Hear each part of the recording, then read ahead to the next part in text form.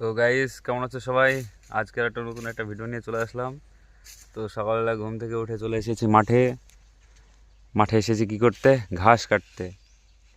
তো আমার এদিকে মুকেশ আঙ্কেল ঘাস কাটছে, ঘাস না ভুট্টো কাটছে গরুর জন্য। তো এই ভুট্টোর ভিতরে আমিও ভাগ বসাবো কিছুটা। যে আমার ছাগল আছে বাড়িতে, একটা থেকে দুটো ছাগল আছে, সেই ছাগলের জন্য এখান থেকে ঘাস নিব।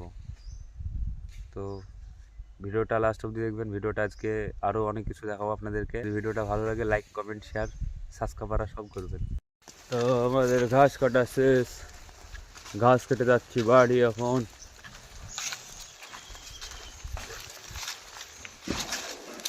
বলেছিলাম না ঘাসে ভাগ বসাবো, দেখুন এখন এটাতে ঘাসে ভাগ বসিয়ে দিয়েছি আমি।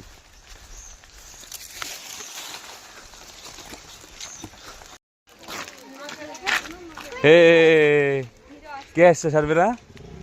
সোহম চক্রবর্তী। সোহম ছাগলের বাচ্চা। ভিডিওতে গাল দিলে পরে হবে না।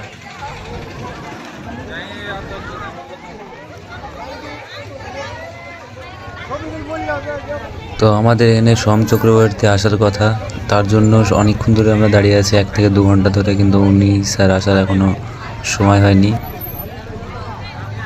শেরালি আজকে কোথায় যাওয়া হবে না? মামু আজকে কোথায় যাবে না?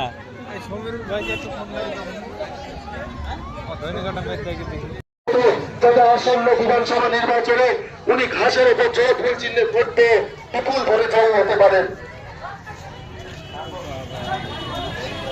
সোম চক্রবর্তী স্বাগত, সোম চক্রবর্তী স্বাগত।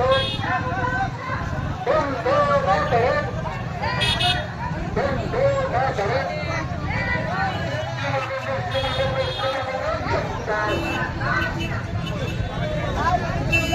আসন্ন বিধানসভা নির্বাচনে সর্বভারতীয় তৃণমূল কংগ্রেস মনোনীত প্রার্থী সোহম চক্রবর্তী মহাশয় আপনাদের বাড়ির সামনে, আপনাদের ঘরের সামনে, আপনাদের ব্যক্তিদের কাছে, আপনাদের ব্যক্তিদের কাছে আশীর্বাদ গ্রহণ করতে এসেছেন।